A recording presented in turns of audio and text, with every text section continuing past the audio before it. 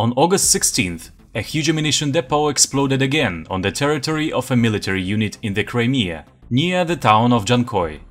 It was the most significant distribution warehouse near the Ukrainian border. Ammunition came there from mainland Russia, and from there they were delivered to the south of Ukraine. Russian officials do not recognize the Ukrainian missile strike again. They claim that the cause of the fire is still unknown. It is possible that sabotage is taking place in the Russian army indeed. Soldiers do not want to fight and undermine their own military infrastructure. Although it's unlikely.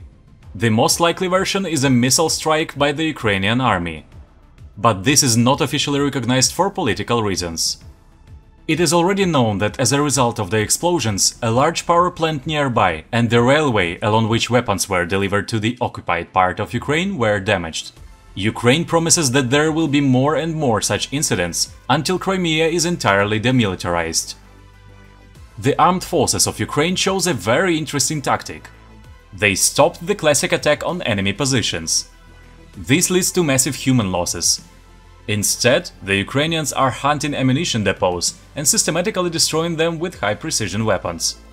The goal of the Ukrainian command is straightforward. You need to bring the Russians to such exhaustion that they will no longer have anything to shoot with. You must destroy so much ammunition that they do not have time to restock them.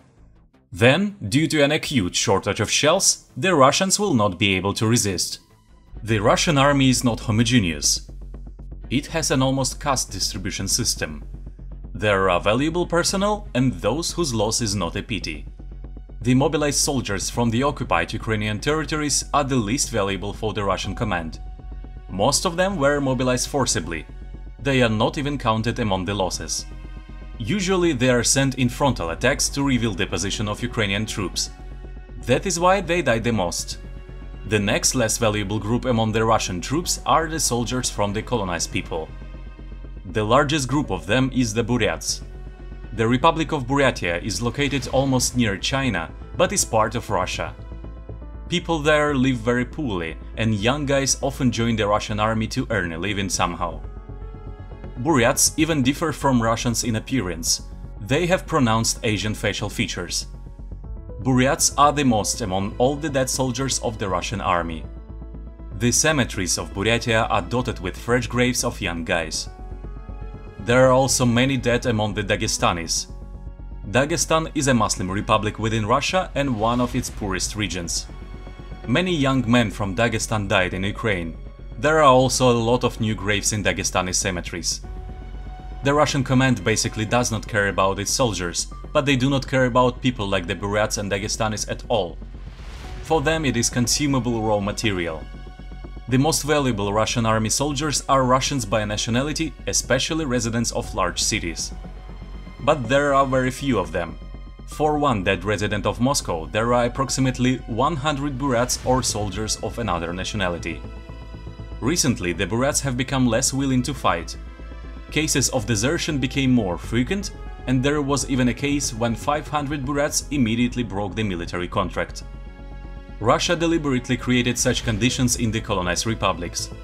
It turned them into depressed regions, so that young, healthy men had only one chance to earn money – service in the Russian army. The Kremlin is also afraid of possible future separatist movements in these republics.